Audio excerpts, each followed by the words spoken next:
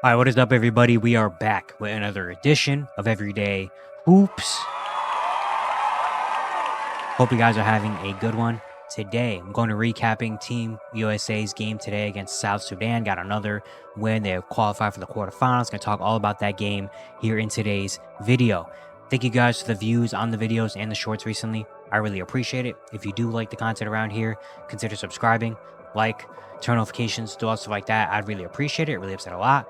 Join the membership. If you want to learn more about the membership, there's a video on my channel explaining all of it. You can go back and watch that. Look to my Twitter, TikTok, stuff like that in the description down below. And yeah, don't waste any more of your time. Let's get right into it.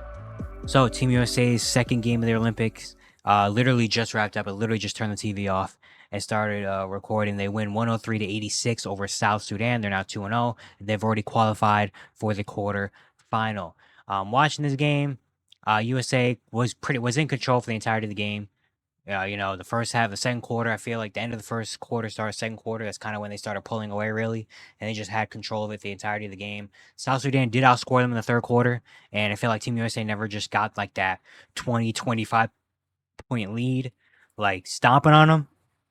South Sudan was always not in the game, but somewhat made it respectable.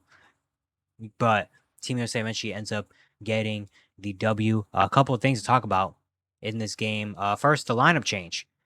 Team USA had been going with the starting lineup of Steph, Booker, Drew, LeBron, and Joel Embiid, but they changed it up for this game, inserting Jason Tatum and Anthony Davis in the starting lineup, taking out Drew Holiday and Joel Embiid, who did not play in this game. We'll get to that in a second.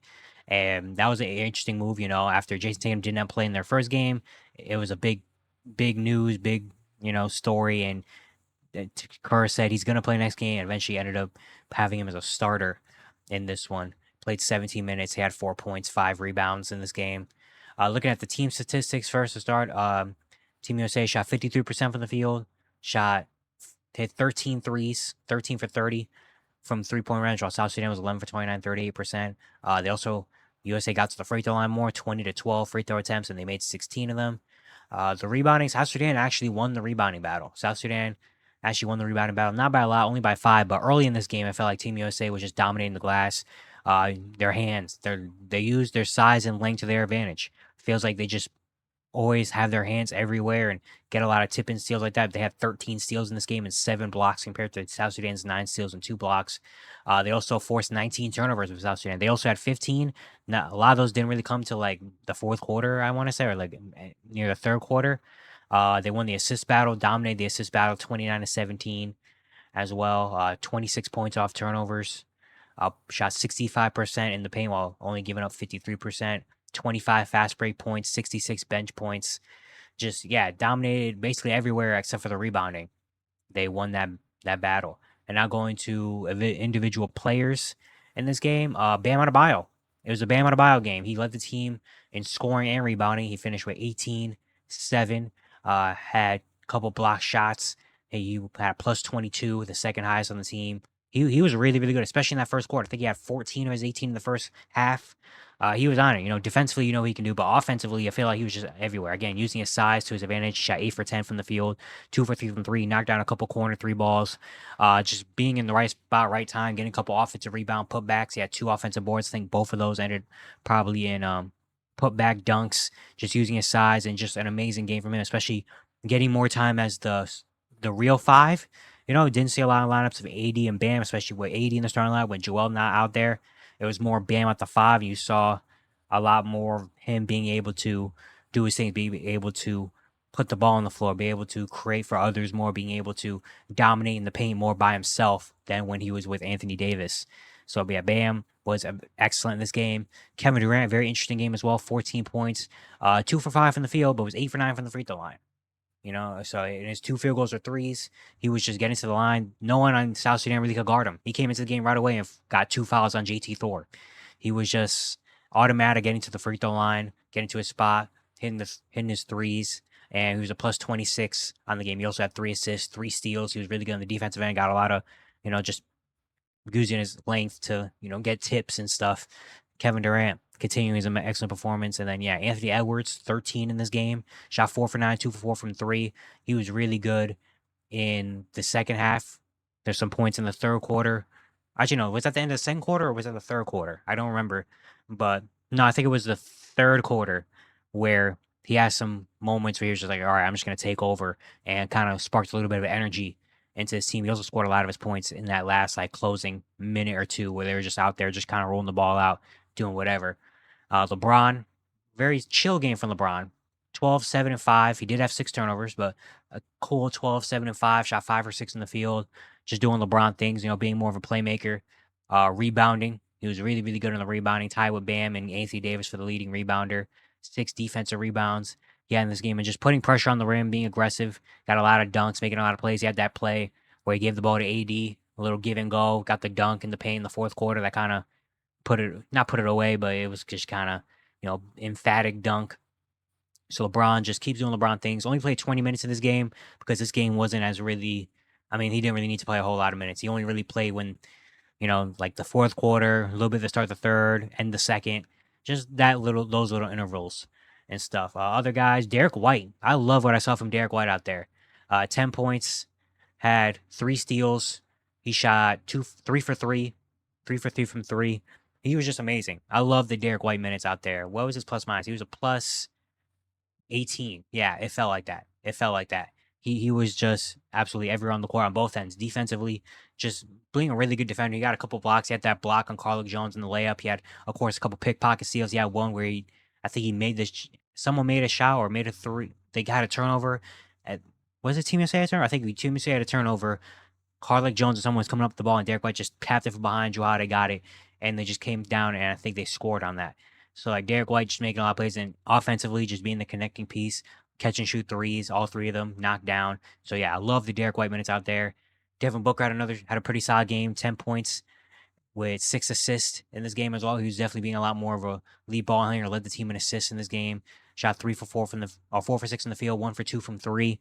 Just doing Devin Booker things, scoring, getting to the paint, hitting his threes, and I love the playmaking we saw out there. There's some other guys, Anthony Davis, 8 and 7 with a steal, 2 blocks. Did have a little bit of an injury scare where Wenyen Gabriel stepped on his foot, but he played the rest of the game. It was solid. He had that dunk off the KD, then a beautiful KD little bounce pass on the pick and roll, and Anthony Davis had the dunk to kind of seal everything.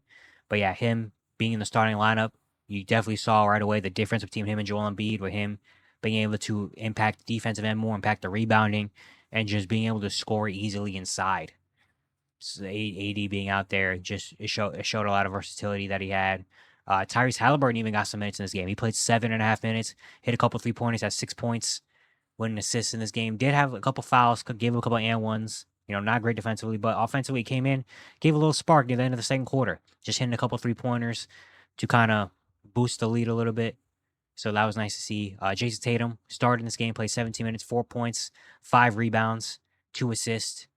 He did have that one bad miss from three in the corner, but besides that, he was pretty solid out there. Didn't play a whole lot, but when he did, he was solid in terms of getting to the rim, rebounding the ball. He was really solid as well. Defensively, he was doing his thing.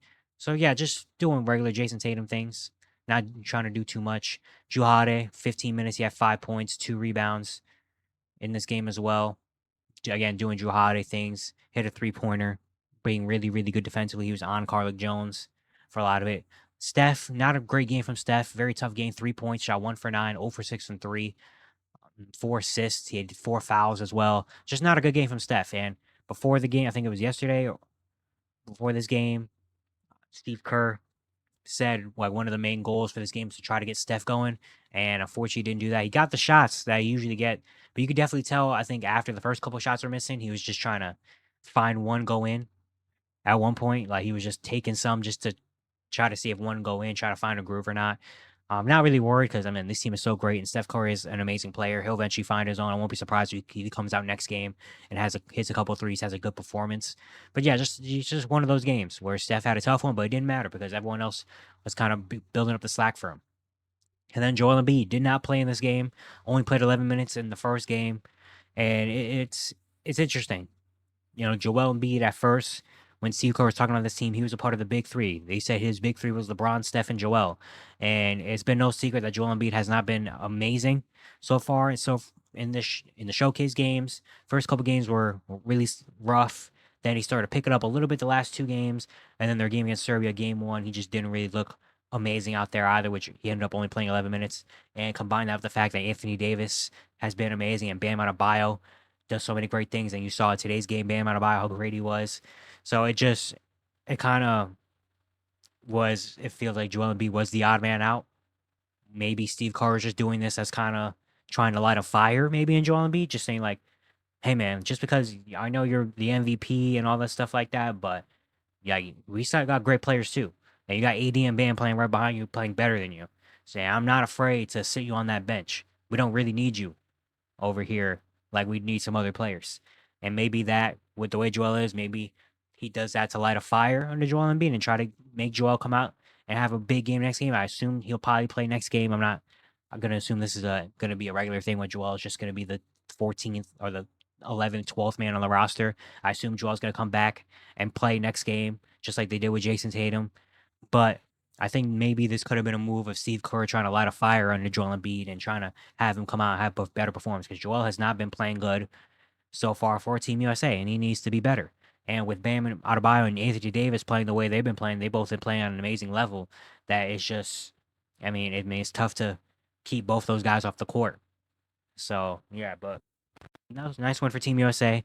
Wasn't the most dominant win, but still won by what, 17 points. So it's whatever. Now they qualified for the quarterfinals. They won both their games by good margins. Now they play Puerto Rico next. I think on Saturday they play Puerto Rico, their final game of group play until they get to the quarterfinals. That will just be just icing on top of the cake. And yeah, I'm expecting Steph Curry to come out and have a better game. I'm expecting Joel Embiid to play next game. I'm expecting him to come out and be better as well. And it just feels like we're waiting for who's going to be the role player or the player that steps up the most. Game one, it was Kevin Durant that stepped up and did his thing. This game, it was Bam Adebayo. They came out and kind of set a tone and helped a lot. Who's going to be next game? Will it be a LeBron game? Will it be Steph? Will it be Steph? Will it be someone we don't know? Maybe it will be a Joel Embiid or a Jason Tatum or Devin Booker really pop off. I don't really know. It's been a thing the first 2 games where Kevin Durant game one, Bam game two, just seeing how that goes. I'm excited to or interested to see what the starting lineup is going to be. Are they going to make another lineup switch? Maybe throw Kevin Durant in that starting line finally, or unless they want Kevin Durant coming off the bench, kind of providing a lot of scoring spark for the second unit. Will Anthony Davis continue to start? Will they put Joel Embiid back in the starting lineup? Will Tatum keep starting in this game? Does Tatum go back to the bench and they throw maybe a Derek White in the starting lineup just because of how great he played in this game, or Anthony Edwards? I don't really know. I did not expect a lineup change coming into this game. I did not expect them to change the starting lineup. I thought this was kind of going to be the lineup, especially because the last like 2 or 3 games of the showcase, it was their lineup. Game one, it was their lineup. So I assumed this was going to be the regular lineup. But now, seems like Steve Kerr's open to change. So we'll see what happens for next game against Puerto Rico. I'm very excited for it. But yeah, another great win from Team USA. Shout out to South Sudan as well. Put on a respectable performance. Had some good moments. It just Team USA just been Team USA. Can't really do much about that. But yeah, it's going to be it for today. Hope you guys enjoyed. Once again, if you do like the content around here, consider subscribing, turn notifications, all stuff like that. I'd really appreciate it. It really helps out a lot. And yeah, I'll see you guys tomorrow.